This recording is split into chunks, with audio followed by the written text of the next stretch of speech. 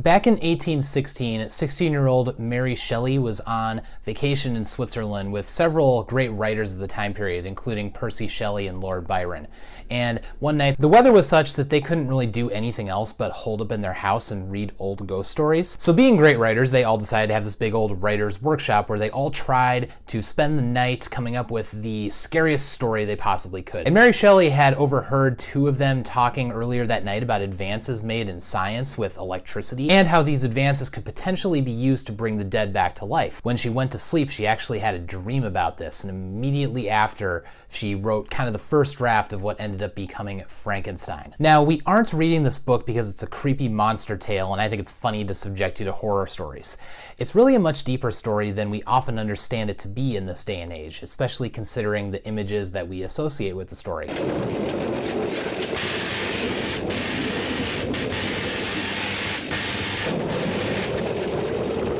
And in fact, this is an important point to remember. The monster is not named Frankenstein. In fact, write that down. The monster is not named Frankenstein. Rather, that's the name of our protagonist, Victor Frankenstein, the young man who unlocks the secret of bringing the dead back to life. It's really his story, and it works much better that way. To truly have a grasp on what this novel is trying to communicate to us, it's important to once again talk about Prometheus, the story of the Titan who stole fire, which represented knowledge and progress from the gods, being eternally bound and tormented, is essentially a mirror for what will happen in the novel Frankenstein.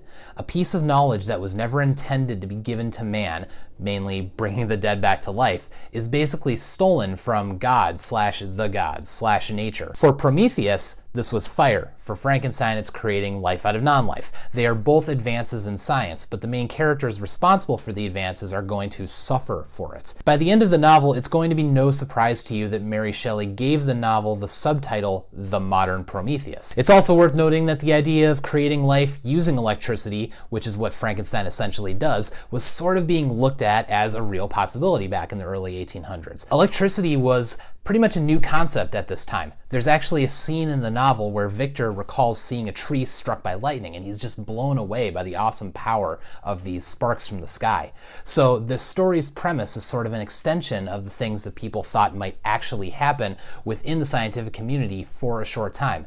It was actually considered a possibility that electricity could bring life out of non-life. It's similar to the stories that are being written now about what might happen when artificial intelligence is eventually created. Can you forgive me for distrusting you?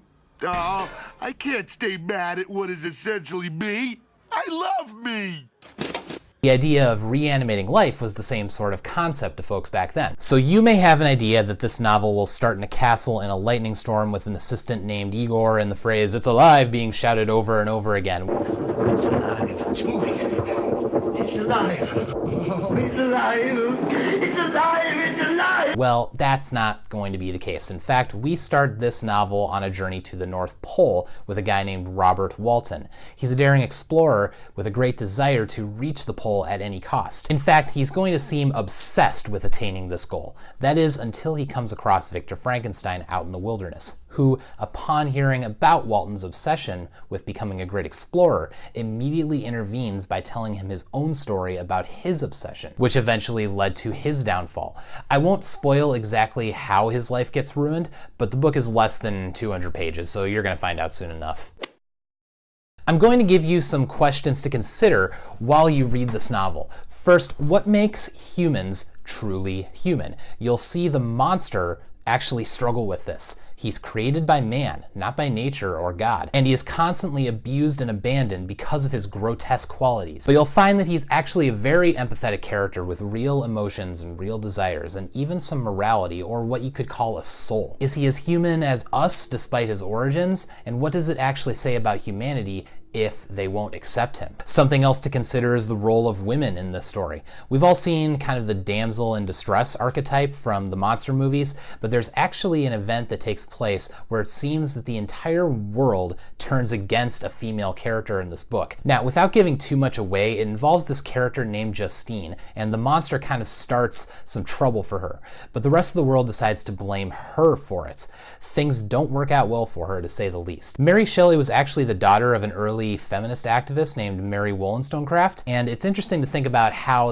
that influence of very early feminist thought may have influenced the way she wrote the female characters in this book. Finally, the big question is, where do we draw the line when it comes to scientific progress?